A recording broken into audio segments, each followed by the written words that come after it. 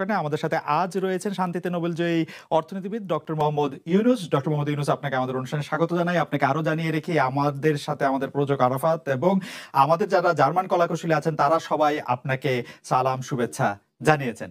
আমরা আপনাকে খুব ধন্যবাদ জানাই আমাদেরকে সময় দেওয়ার জন্য। আমিও সালাম জানাচ্ছি সবাইকে, অসংখ্য ধন্যবাদ সবাইকে, তোমার কলা কৌশলী এবং আরাফাত এবং তোমাকে এবং শ্রোতাদের সবাইকে সালাম দিচ্ছি। Thank you so much sir. আমি সরাসরি প্রশ্নে চলে আসি যে প্রফেসর ইউনুস, আপনি সাধারণত সাক্ষাৎকার দিতে চান না।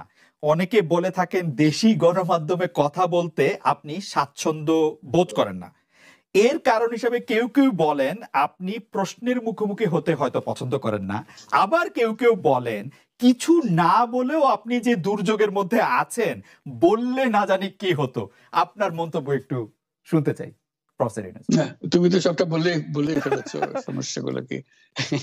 কাজে এই হলো অবস্থাটা হলো, আমি বলছি দেশের কাউকে কিছু বলি এমন কথা তো নয়। বাইরে বিদেশেও যে সবাইকে যে সাদরে নিয়ে আসি তাও না, তাদেরকে অনেক শর্ত দিই আমার এই কথাগুলো লেখার ছাপানোর আগে আমাকে বলতে হবে, যাতে আবার এমন কোনো কথা শব্দ এমন থেকে না যে আমি আর বিপদের সম্মুখীন হবো। আমি শুধু বিপদ থেকে দূরে থাকার জন্য এটা করছি, কারণ আমি চারদিকে বিপদের মধ্যে আছি। কাজে কথা না বলা এটা একটা নিজেকে রক্ষা করার একটা সুবিধা আর কি। কত কম বলা যায় ততই হয়তো ঝামেলা থেকে বাঁচবো। সম্পূরক প্রশ্ন করতেই হয়, নিজেকে কতটা রক্ষা করতে পারলেন প্রফেসর ইউনুস? পারলাম না তো, এত তো খালি বাড়ছে। এখন তো বড় কঠিন অবস্থার মধ্যে পড়ে গেছি। কিছুদিন আগে হয়তো খবর পেয়েছে এই মাসের মধ্যেই যে 12 তারিখে যে ঘটনা ঘটলো, যে আমাদের অফিসের মধ্যে ঢুকে গেল লোকজন, ঢুকে বললো যে এটা আমরা এখন দখল করলাম, এখান থেকে আমরা চালাবো। এটা কি ধরনের আবদারিকতা! আমরা পুলিশের কাছে গেলাম, বললো যে আমরা এই ব্যাপারে কিছু করতে পারবো না। তারাও কিছু করলো না। আমরা যাবোটা কোথায়? পুলিশও কিছু করবে না, ওরাও জবর দখল করার জন্য ছুটে আসবে, আমাদের আইন কানুন কিছুই মানবে না। আর আমাদের একটা প্যানিক সৃষ্টি করলো আমাদের পুরো অফিসের মধ্যে। যত লোকজন আছে, বিশেষ করে মহিলা সহকর্মী যারা আছে, তারা খুবই ভীত সন্ত্রস্ত হয়ে গেল যে কি কারবার, কি হলো এটা। দেখা যায় সমস্যা পরিমাণ বাড়ছে, কমছে না।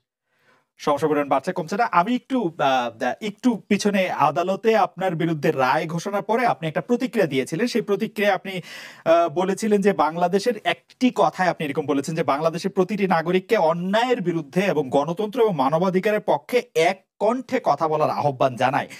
অনেকে এইটাকে দেখছেন হচ্ছে এরকম করে যে আপনি গণতন্ত্রের পক্ষে লড়াইয়ে সামিল হতে বলছেন। প্রশ্ন কেউ করছেন, প্রশ্ন উঠছে, আপনি কি এইসব মামলা মোকদ্দমা থেকে মুক্তি পেতে এই সরকারেরই পরিবর্তন চাইছেন? খালেদ, তুমি কি গণতন্ত্রের বিরুদ্ধে নাকি? হঠাৎ এটা নিয়ে তো গণতন্ত্রের কথা বললাম আমার জন্য। তুমি তো বলে তুমি বলবো যে আমিও তো আছি, কাজে আমাকে পৃথকভাবে বলতে হচ্ছে কেন? আমরা সেটাই বলতেছি। কাজে আমরা কেউ গণতন্ত্রের বিপক্ষে না, সবাইকে স্মরণ করিয়ে দেওয়া যে আমরা সবাই গণতন্ত্রের পক্ষে, মানবাধিকারের পক্ষে, আমরা ন্যায় নীতির পক্ষে, রুল অফ লর পক্ষে। এগুলো না থাকলে জাতি হিসেবে আমরা টিকে থাকবো না তো। কাজে যখনই মনে হচ্ছে যেগুলো এখন ফরেন ওয়ার্ডস হয়ে গেছে, তাতে মনে হবে যে আমাদের সমাজ হিসেবে আমাদের দায়িত্ববোধ অনেক বেড়ে গেল। এগুলোকে প্রতিষ্ঠিত করা, সোচ্চার করা, মুখ ফুটে বলা, এটা সবাইকে বলতে হবে, মুখ ফুটে বলতে হবে। আমার বিরুদ্ধে অভিযোগ করলে আমি বলছি না বলে, আপনি বলছেন না কেন? একবার বলে এখন তোমার প্রশ্নের সম্মুখীন হয়ে গেলাম। অনেকে বলছে না, আপনি তো শতবার শতমুখে গণতন্ত্রের কথাই বলবেন, আমাদের সবারই বলা উচিত। কিন্তু প্রশ্নটা এমন ভাবে তোলা হচ্ছে যে আপনি আসলে আপনার রায় ঘোষণার পর আপনি বলছেন গণতন্ত্রের কথা, মানবাধিকারের কথা। অনেকে বলছেন যে এই কথা কি আসলে যেহেতু ব্যাপারটা আপনার উপরে আসলো তখনই আপনি আসলে বললেন কিনা, নাকি আপনি আসলে বলতে চানও না, আপনি আগে যেরকম বলছেন। হতে পারে, মুখ যখন বন্ধ থাকে কোনো কথাই বলা হয় না। এখন যখন মুখ খোলার সুযোগ হয়েছে, সামনে ক্যামেরা নিয়ে দাঁড়িয়ে আছে, মাইক্রোফোন দিয়ে দাঁড়িয়ে আছে, কথা বলছি, কাজে মনের কথাটা বললাম আর কি। যেটা মনে ছিল বলা হচ্ছিল না সেটা বললাম। এটা আমার ধারণা এটা সবারই মনের কথা, সেটাকে প্রকাশ করা। তারাও চায় যে তারা বলুক, আমি বললে তাদেরও মনে সাহস আসে যে উনি বলছেন, যখন আমরাও বলতে পারবো।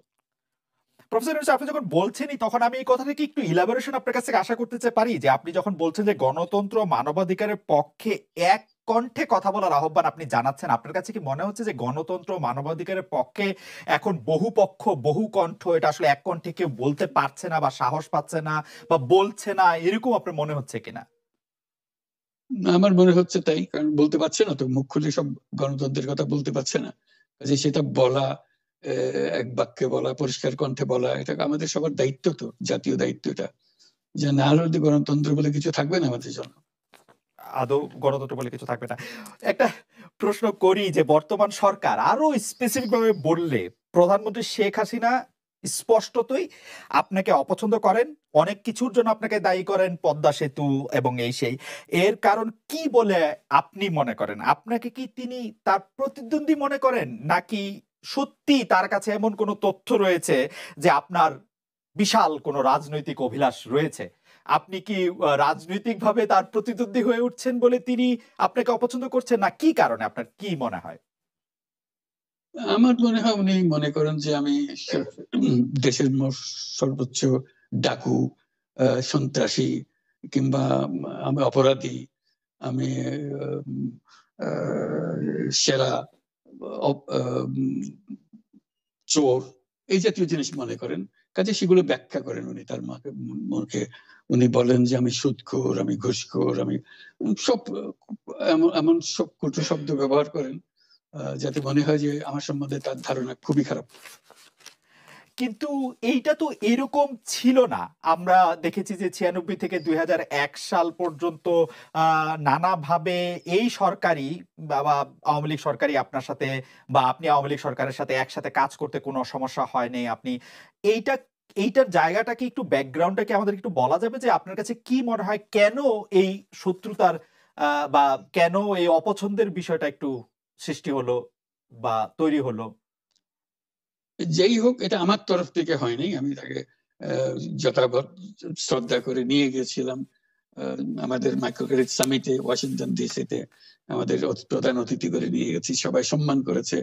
কারণ এই মাইক্রোক্রেডিটটা তখন পৃথিবীর সামনে আসছে, বড় আকারে আসছে, এবং এটা বাংলাদেশের অবদান হিসেবে সবাই স্বীকৃতি দিচ্ছে।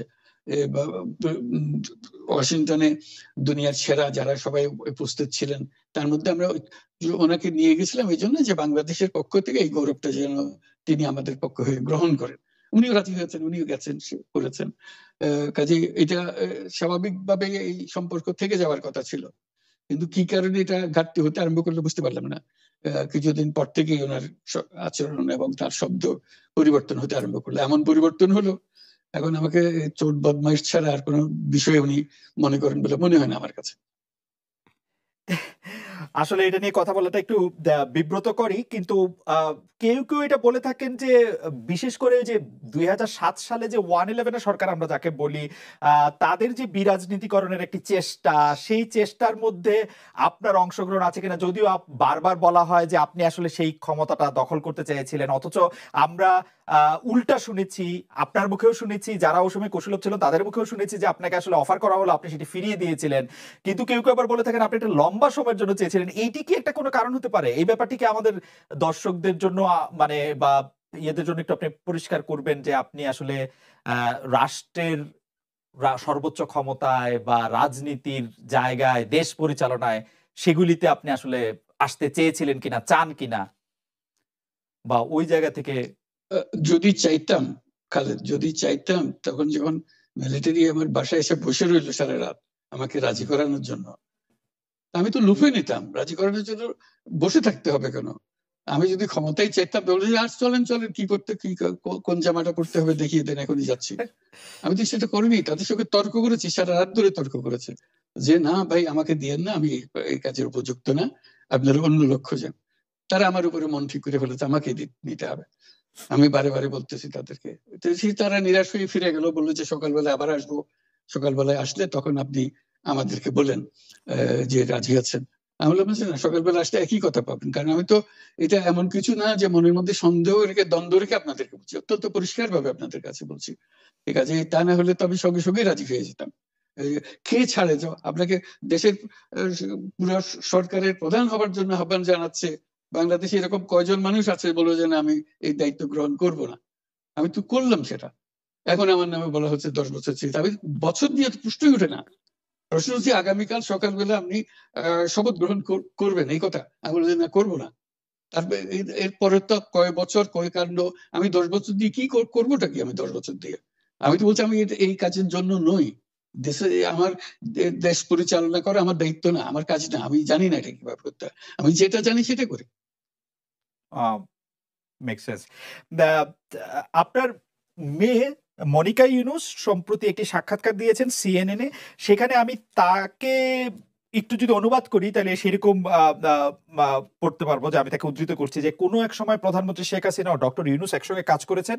আমি আশা করি সেই সময়টা আবার ফিরে আসুক, শুধু গ্রামীণ কিংবা সংশ্লিষ্ট সব প্রতিষ্ঠানগুলোর ভালোর জন্যই নয়, যদি তারা আবারও একসঙ্গে কাজ করেন তাহলে সেটা চমৎকার হবে। এই মনিকা ইউনুসের এই আশা কি আপনারও